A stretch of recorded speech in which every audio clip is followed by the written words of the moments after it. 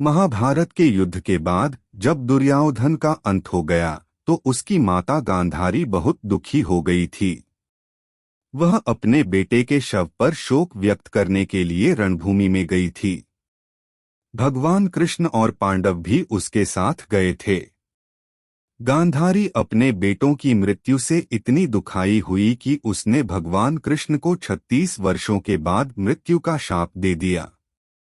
उन्होंने कहा, जिस प्रकार कौरवों के वंश का नाश हुआ है, ठीक उसी प्रकार यदुवंश का भी नाश होगा। भगवान कृष्ण मुस्कुराए और स्वयं पर लगा अभिशाप स्वीकार कर लिया। और ठीक इसके 36 वर्षों के बाद उनका अंत एक शिकारी के हाथों हुआ। महाभारत कौरवों और पांडवों के बीच हुए युद्ध का वो रूप है जिसने कुरुक्षेत्र की मिट्टी तक लाल कर दी थी। कहा जाता है, इस भयंकर युद्ध में इतने लोगों ने अपनी जान गंवाई थी कि आज भी उनके लहू से कुरुक्षेत्र जहां महाभारत का युद्ध लड़ा गया था कि मिट्टी का रंग लाल ही है। ईर्ष्या, लालच और घमंड, ये तीनों ही कारण चचेरे भाइयों के बीच संग्राम के कारण बने। एक तरफ 100 कौरव भाई और दूसरी तरफ 5 पांडव। कृष्ण से लेकर भीष्म पितामह, द्रोण, शिखंडी आदि सभी बड़े बड़े धुरंधरों ने इस युद्ध में भाग लिया। महर्षि वेद व्यास ने महाभारत की कहानी को 18 खंडों में संकलित किया था। कुरुक्षेत्र का युद्ध इस ग्रंथ का सबसे बड़ा भाग है, लेकिन युद्ध के पश्चात भी बहुत कुछ ऐसा रह गया जिसके विषय में जानना बहुत जरूरी है, जिनमें श्री कृष्ण की मृत्यु और द्वारका के नदी में समा जाने की घटना अत्यंत महत्वपूर्ण है। मौसल पर्व 18 पर्वों में से एक है जो 8 अध्यायों का संकलन है। इस पर्व में श्री कृष्ण के मानव रूप को छोड़ना और उनकी मृत्यु के पश्चात उनकी नगरी द्वारका के साथ घटी घटना का वर्णन है। आइए जानते हैं क्या छिपा है मौसल पर्व की कहानी के भीतर। यह घटना कुरुक्षेत्र के युद्ध के 35 साल बाद की है। कृष्ण की द्वारका नगरी बहुत शांत और खुशहाल थी, जहां युवाओं के भीतर चंचलता बड़ी ही सामान्य थी और वे सभी भोगविलास में लिप्त रहते थे। एक बार कृष्ण के पुत्र सांब को एक शरारत सूझी। स्त्री का वेश लेकर वह अपने दोस्तों के साथ ऋषि विश्वामित्र, दुर्वासा, वशिष्ठ और नारद से मिलने गया। वे सभी श्री कृष्ण के साथ एक औपचारिक बैठक में शामिल होने के लिए द्वारका आए थे। स्त्री के वेश में सांब ने ऋषियों से कहा कि वो गर्भवती है। वे उसे ये बताएं कि उसके गर्भ में बच्चे का लिंग क्या है। उनमें से एक ऋषि ने इस खेल को समझ लिया और क्रोधित होकर सांब को श्राप दिया कि वो लोहे के तीर को जन्म देगा, जिससे उनके कुल और साम्राज्य का विनाश होगा। सांब ने ये सारी घटना उग्रसेन को बताई। उग्रसेन ने सांब से कहा कि वे तांबे के तीर का चूर्ण बनाकर प्रभास नदी में प्रवाहित कर दे, इस तरह उन्हें उस श्राप से छुटकारा मिल जाएगा। सांबा ने सब कुछ उग्रसेन के कहे अनुसार ही किया। साथ ही उग्रसेन ने ये भी आदेश पारित कर दिया कि यादव राज्य में किसी भी प्रकार की नशीली सामग्रियों का ना तो उत्पादन किया जाएगा और ना ही वितरण होगा। इस घटना के बाद द्वारका के लोगों ने विभिन्न अशुभ संकेतों का अनुभव किया।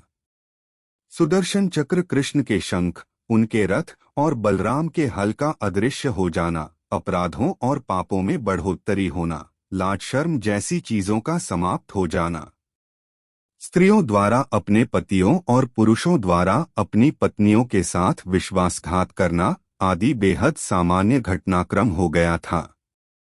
चारों ओर अपराध, अमानवीयता और पाप का साया था। बुजुर्गों और गुरुओं का असम्मान, निंदा, द्वेष जैसी भावनाओं में उल्लेखनीय बढ़त आदि सब द्वारका के लोगों का जीवन बन गया था। ये सब देखकर भगवान कृष्ण परेशान हो गए और उन्होंने अपनी प्रजा से प्रभास नदी के तट पर जाकर तीर्थ यात्रा कर अपने पापों से मुक्ति पाने को कहा। सभी ने ऐसा ही किया।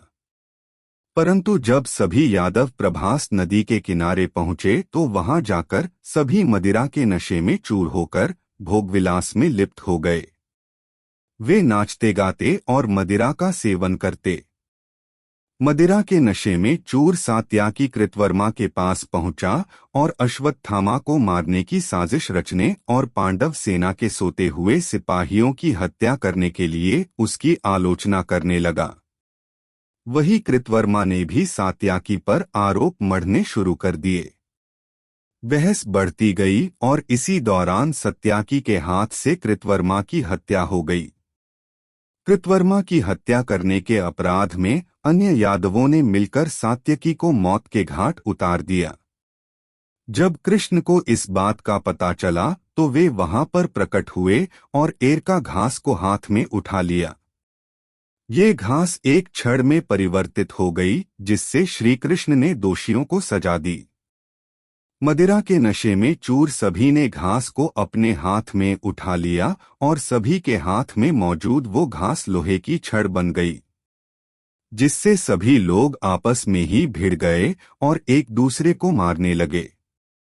वभ्रु, दारुक और कृष्ण के अलावा अन्य सभी लोग मारे गए। बलराम इस उपद्रव का हिस्सा नहीं थे, इसलिए वो भी बच गए। कुछ समय बाद वभ्रु और बलराम की भी मृत्यु हो गई, जिसके बाद कृष्ण ने दारुक को पांडवों के पास भेजा और कहा कि अर्जुन को सारी घटना बताकर उससे मदद लेकर आए। दारुक इंद्रप्रस्थ की ओर रवाना हो गया और पीछे से ही श्रीकृष्ण ने अपना देह त्याग दिया। कृष्ण की मृत्यु की घटना प्रभास नदी से ही जुड़ी है, जिसमें लोहे की छड़ का चूर्ण बहाया गया था। लोहे की छड़ का चूर्ण एक मछली से निगल लिया और वह उसके पेट में जाकर धातु का एक टुकड़ा बन गया। जीरू नामक शिकारी ने उस मछली को पकड़ा और उसके शरीर से निकले धातु के टुकड़े को नुकीला कर तीर का निर्माण किया। कृष्ण वन में बैठे ध्यान में लीन थे। जीरू को लगा वह कोई हिरण है। उसने कृष्ण पर तीर चला दिया, जिससे श्री कृष्ण की मृत्यु हुई। कुछ समय बाद अर्जुन मदद लेकर द्वारका पहुंचे और कृष्ण की मृत्यु की खबर पाकर अत्यंत दुखी हो गए। कृष्ण के जाने के बाद द्वारका में उनकी 16,000 रानियां, कुछ महिलाएं, वृद्ध और बालक की शेष रह गए। वे सभी इंद्रप्रस्थ के लिए रवाना होने लगे। परंतु जैसे ही लोग द्वारका छोड़ने के लिए तैयार हुए, जल का स्तर बढ़ने लगा।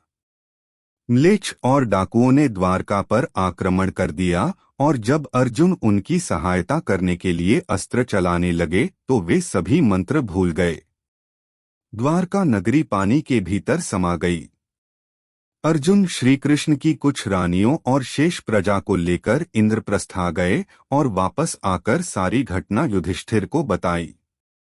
भगवान कृष्ण का पूरा यादव वंश धीरे धीरे समाप्त हो गया और द्वारिका समुद्र में डूब गई, जहां वह अभी भी हैं।